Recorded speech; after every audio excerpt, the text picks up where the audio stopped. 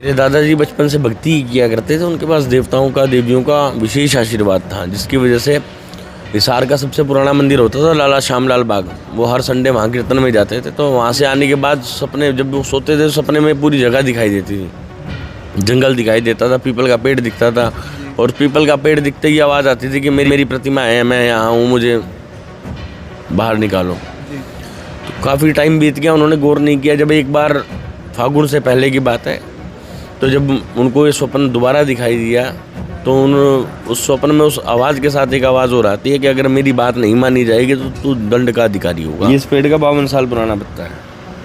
ये आज भी वैसे का वैसे देख लो, किसी पेड़ का 5, 7, 10 दिन पत्ता रखने के बाद ऐसे फ्लेक्सिबल नहीं होता। 52 साल, 1973 का। तो ये आज भी वैसा का वैसा ही है। वैसा का वैसा ही है। नमस्कार, मैं हूं मनमोहित और आप देख रहे हैं प्रेस वार्ता एक नज़र के खास स्पॉट। इस वक्त मैं हरियाणा के एक ऐसी जगह पर हूं जहां भगवान श्री कृष्ण ने बबरिक शाम की परीक्षा ली थी और यहां एक बांध से पत्तों को छली भी किया गया था। इसको लेकर बातचीत करेंगे। पंडित जी क्या कुछ कहना चाहेंगे, मंदिर का इतिहास सबसे पहले जानना चाहेंगे। जय श्री श्याम। मेरा नाम विनय शर्मा, बीड़ बबरान धाम से निज पुजारी। तो पहले तो मैं आपको बता दूं कि जगह जो है, इस पूरे क्षेत्र का नाम बाबा के नाम से है। पहले बाबा का नाम था वीर बर्बरीक और इस जगह का नाम है बीड़ बबरान। तो वीर बर्बरीक से इस पूरी जगह का नाम बबरान हुआ। बीड़ का मतलब होता है जंगल और बबरान हुआ बर्बरीक से। यहाँ की जो 70, 80, 90, 100 साल पुराने जो कागजात हैं, उनमें आज भी लिखा है कि बर्बरीक की धरती बबरान। पूरे वर्ल्ड में ये दूसरा एक ऐसा स्थान है जहाँ बर्बरीक का एक रात का विश्राम है। इससे पहले नासिक पंचवटी भीमाशंकर से 10 किलोमीटर ऊपर आज भी एलवती और बर्बरीक का मंदिर है, जहाँ बर्बरीक की जन्मस्थली है। पंडित जी, यहाँ भगवान श्री कृष्ण ने परीक्षा भी ली थी और ये पीपल का पेड़ भी यहाँ मौजूद है जहाँ बांध चलाया गया था। क्या कुछ कहना चाहेंगे? देखो, कहना तो क्या है, वो सबके सामने प्रत्यक्ष है। प्रत्यक्ष को प्रमाण की ज़रूरत नहीं होती कभी भी, क्योंकि आज से 5000 साल, 5500 साल पहले जब महाभारत का युद्ध हुआ और उस समय जब भगवान श्री कृष्ण ने ब्राह्मण का वेश बना करके यहाँ बर्बरीक की परीक्षा ली, उसके तथ्य आज भी यहाँ पर मौजूद हैं कि पीपल के पेड़ के पत्ते साबुत आते हैं, आने के बाद उनमें छेद हो जाता है। छेद 3 तरीके का होता है, गोल, तिकोना और जाली वाला। अगर एक बार गोल छेद पेड़ में आया, पत्तों में आया, तो सारे पत्तों में गोल ही छेद मिलेगा। अगर तिकोना आया तो तिकोना मिलेगा, और जाली वाला अगर खंडित छेद जो आता है तो वैसा ही खंडन सारे पत्तों में मिलेगा आपको। दूसरी खासियत क्या है कि इसका पत्ता जो पुराना हो जाता है वो सूख के भुरता नहीं है। मेरे पास आज भी इसका 52 साल पुराना पत्ता रखा है। 52 साल पुराना, 40 साल पुराना, कोई 35 साल पुराना है, कोई 38 साल पुराना है। दूसरी अगली खासियत कि मानो एक पत्ते में एक डाली में 3 पत्तों में एक साथ छेद होता है, और एक पत्ते में जिस जगह छेद है उसी जगह दूसरे पत्ते में होगा, उसी जगह तीसरे पत्ते में होगा। तो मूर्ति का भी इतिहास बताते हैं कि श्याम बाबा का जो प्रतिमा या मूर्ति है वो ज़मीन से प्रकट हुई थी सर। 1973 में 11/3/1973 को फागुन सुदी सप्तमी के दिन मेरे दादाजी पंडित राम गोपाल जी शर्मा ने शीश यहाँ से प्रकट किया था। ये शीश किसी का बनाया हुआ नहीं, कहीं से लाया हुआ नहीं है, ये स्वयंभू शीश है बाबा का, ये यहीं से प्रकट है। तो फिर यहाँ कैसे स्थापित हुआ, क्या कुछ रहा उस समय के बाद? मेरे दादाजी बचपन से भक्ति किया करते थे। उनके पास देवताओं का देवियों का विशेष आशीर्वाद था, जिसकी वजह से हिसार का सबसे पुराना मंदिर होता था लाला श्यामलाल बाग। वो हर संडे वहाँ कीर्तन में जाते थे। तो वहाँ से आने के बाद सपने, जब वो सोते थे सपने में पूरी जगह दिखाई देती थी। जंगल दिखाई देता था, पीपल का पेड़ दिखता था, और पीपल का पेड़ दिखते ही आवाज़ आती थी कि मेरी प्रतिमा है, मैं यहाँ हूँ, मुझे बाहर निकालो। तो काफ़ी टाइम बीत गया, उन्होंने गौर नहीं किया। जब एक बार फागुन से पहले की बात है, तो जब उनको ये स्वप्न दोबारा दिखाई दिया, तो उस स्वप्न में उस आवाज़ के साथ एक आवाज़ और आती है कि अगर मेरी बात नहीं मानी जाएगी तो तू दंड का अधिकारी होगा। तो दादाजी ने जैसे पुराने श्याम भक्तों से बात की कि भाई ऐसा ऐसा मेरे को दिखाई देता है। बोले बीड़ बबरान तो नहीं, बबरूबान का पीपल जरूर जानते हैं, क्योंकि बर्बरीक को लोग बबरूबान भी कह दिया करते थे पहले। वैसे जो बबरूबान है वो अर्जुन का पुत्र था। तो जब वो लोग उनको यहाँ लेकर आए तो उन्होंने यहाँ तपस्या का मन बना लिया कि मैं यहाँ तपस्या करूँगा और बाबा का शीश यहाँ से प्रकट होगा। तो मेरे दादाजी से पहले बहुत से श्याम भक्त आते थे यहाँ, जो ये दावा करते थे कि यहाँ प्रतिमा है, हम प्रकट करेंगे। सिल्लीगुड़ी का एक परिवार आज भी यहाँ आता है। मेरे दादा से पहले, जस्ट पहले वो परिवार यहाँ आया था। तो अपार शक्तियाँ, अपार देवी देवताओं का आशीर्वाद होने के फलस्वरूप वो इसको यहाँ प्रकट कर पाए। लेकिन ऐसा लोग नहीं कर पाते थे, क्योंकि उनके पास ना तो कोई विशेष दैवीय शक्ति होती थी। तो लोग दिन में पूजा पाठ करते, खुदाई करवाते, लेकिन शाम को अपने घर चले जाते थे। जी। जब दादाजी ने कहा कि मैं यहाँ प्रतिमा प्रकट करूँगा तो गांव वाले मजाक उड़ाने लगे कि तेरे जैसे बहुत लोग आते हैं यहाँ। तो उन्होंने ये कहा था कि अगर प्रतिमा 1 फागुन के महीने में अगर यहाँ प्रकट हो जाएगी तो ठीक है, नहीं तो मैं ये कुआं है, प्राचीन कुआं है, बोले इसमें कूद के अपनी जान दे दूँगा। ठीक है। तो गांव वाले बोले ठीक है। अब गांव वालों से कहा गया कि मेरे को गाय का निखरू दूध चाहिए, जिस गाय का दूध भी थन भी दूध से धोया गया हो। 41 दिन की तपस्या थी, 41 दिन दूध और नींबू पानी अनावृत उन्होंने कर लिया था। तो बताते हैं कि तीसरे दिन काले सर्प ने आकर के कटोरे से दूध पिया, जैसे वो अपना विधि करके कटोरों में दूध रखवाते थे, और वहाँ कुंडली मार करके बैठ गया। जब वो गया तो वहाँ से खुदाई शुरू करवा दी गई। तो 11वें दिन 11/3/1973 को, पहले दिन से 11वें दिन 11/3/1973 को फागुन सुदी सप्तमी के दिन ये शीश यहाँ से प्रकट हुआ। कसौटी धातु का शीश है। किसी भी स्वयंभू परीक्षा स्थल पे, किसी भी स्वयंभू सिद्धपीठ पे आप चले जाओ, प्रतिमाओं के रंग 2 ही मिलते हैं, काला या भूरा। उसका कारण ये है कि कसौटी के 2 ही रंग होते हैं, काला और भूरा। और कसौटी जो है वो प्रकृति से अपनी आकृति लेता है, इंसान की इतनी हैसियत नहीं है कि वो उसको तराश दे। आज बेशक ही हम कितने भी तकनीकी युग में कितना भी आगे बढ़ गए हों, लेकिन हमारे पास वो सामर्थ्य नहीं है कि हम प्रकृति की किसी चीज़ के साथ छेड़छाड़ कर दें। तो इसी तरह कसौटी का है। कसौटी जो है प्रकृति से आकृति लेती है। जितनी भी स्वयंभू प्रतिमाएं हैं वो सब काली या भूरी मिलेंगी आपको। हमारे 12 ज्योतिर्लिंग हैं, देखो भूरा है, कोई काला है, भूरा है, कोई काला है। सालासर बालाजी है, शिला काले रंग की है। मेहंदीपुर बालाजी हैं, भूरे रंग की शिला है। खाटू श्याम जी काले रंग के हैं। बाबा बबरान नरेश काले रंग के हैं। कोल्हापुर महालक्ष्मी काले रंग की। इसी तरह मतलब बाबा के सर पे आप देखोगे तो यहाँ घूंघर वाले बाल हैं। बच्चे को तालबा होता है ना, यहाँ वो तालबा भी है। जब हम लोग स्नान करवाते हैं तो पता लगता है कि भी हाथ फेरे हैं, तो ये पता लगता है कि भी हाँ कोई चीज़ है। जी।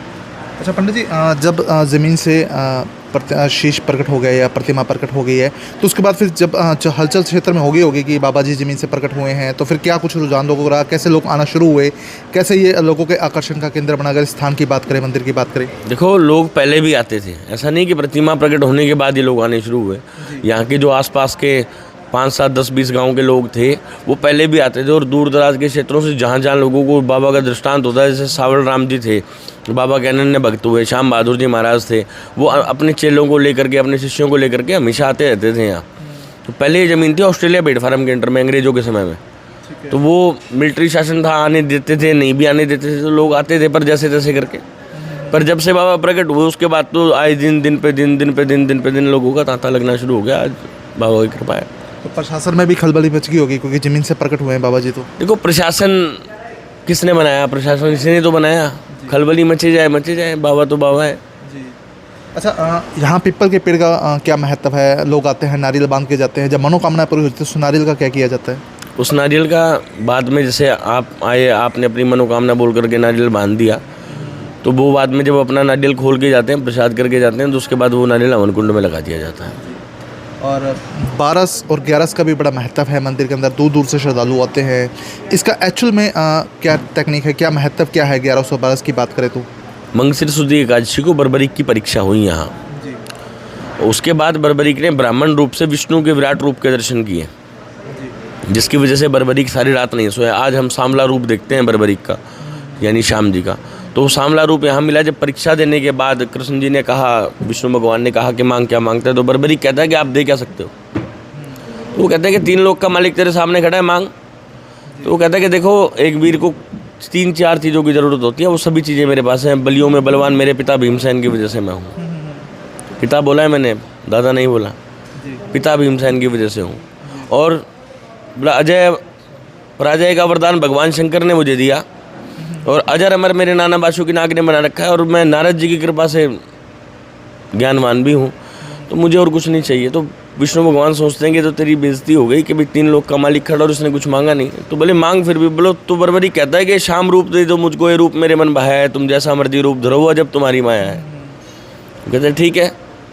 अब बोले अगली चीज़ के मुरलीधर अभी आगे गए हैं, आज तो दर्शन हो ही गए हैं। मुरलीधर बन जाइयो नाती, हर दर्शन दी जो प्रभाती। यानी कि मैं आपके दरबार आपके दर्शन करने नहीं आऊँगा, आप मेरे दरबार मुझे दर्शन देने आया करोगे। आज भी ऐसा होता है। खाटू नगरी में जब संध्या आरती होती है, उसके बाद बाबा के शिखर बंद के ऊपर एक अजीब सा तारामंडल बनता है आज भी। तो ये कहते हैं गुरु महाराज के उस तारामंडल के स्वरूप में जितने यक्ष हैं, जितने यक्षिणी हैं, जितने देव हैं, जितने देवता हैं, देवियाँ हैं, वो सब बाबा को हाजिरी भरने खाटू नगरी आज भी आते हैं, क्योंकि देखो साक्षात नारायण है। कृष्ण भगवान ने जब वरदान दिए कि कलयुग में तेरी मेरे नाम से पूजा होगी, और 16 कला संपन्न आज तक कोई भी अवतार नहीं है भगवान कृष्ण का, भगवान विष्णु का। 16 की 16 कलाएं समाहित हैं बाबा के अंदर। तो हम तो ये कहते हैं कि श्याम गुण गाले बंदे बेड़ा तेरा पार है। 3 बाणधारी श्याम बाबा जी को कहा जाता है। एक बाण यहाँ चलाया गया था। 3 बाणधारी का मतलब क्या है सर? 3 बाणधारी का मतलब क्या है? हारे का सहारा। जब भगवान की तपस्या की शंकर की, बर्बरीक ने तो पहले अग्निदेव से धनुष मिला। बाबा के धनुष का नाम था जय। जय धनुष, जय नाम का धनुष जब अग्निदेव ने बर्बरीक को दिया, उसके बाद बर्बरीक ने कहा कि इसके बाण तो, अग्निदेव कहते हैं कि इसके बाण तो भगवान शंकर के पास है। तो बर्बरीक ने भगवान शंकर की तपस्या की, तब भगवान शंकर प्रकट हुए। तो भगवान शंकर ने 3 बाण दे दिए, अजय, अमोघ और दिग्विजय। 3 बाण थे, ये तीनों बाणों के नाम है अजय, अमोघ, दिग्विजय। जब वो बाण दिए गए तो उससे वचन ले लिया गया कि जब भी उठेंगे हार के पक्ष में उठेंगे। कहता है ठीक है। तो तब से बाबा 3 बाणधारी हो गए। तो ये पीपल का पेड़ अब भी यहाँ मौजूद है, और आप चाहें, हम चाहेंगे आप खुद दिखाएं पीपल के पेड़ में किस तरह। आप देखो उधर मंदिर में जाके, और मैं आपको पुराने पत्ते अभी दिखाता हूँ यहाँ के।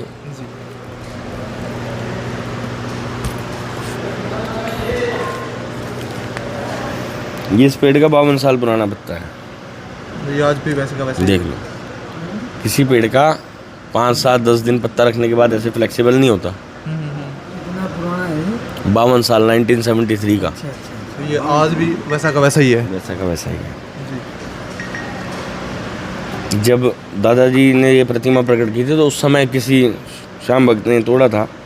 ये पत्ता 30-35 साल पुराना है, और आज भी वैसे का वैसा ही। वैसा का वैसा ही। इसमें गोल छेद है, उसमें तिकोना छेद था।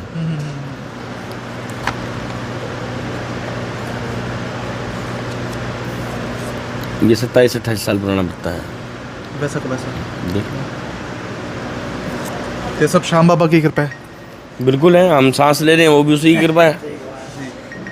अब ये पत्ता देखो, मैंने बताया कि एक डाली में अगर 3 पत्ते होंगे, तीनों में एक साथ एक ही जगह छेद होगा, एक ही शेप का होगा।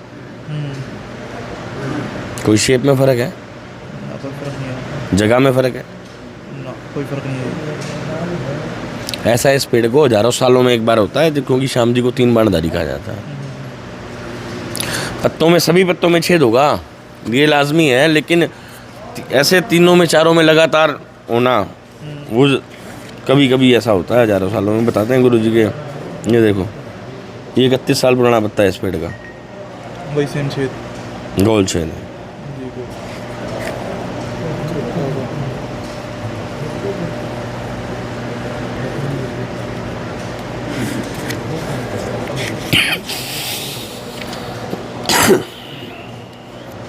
ये 39 साल पुराना पत्ता है।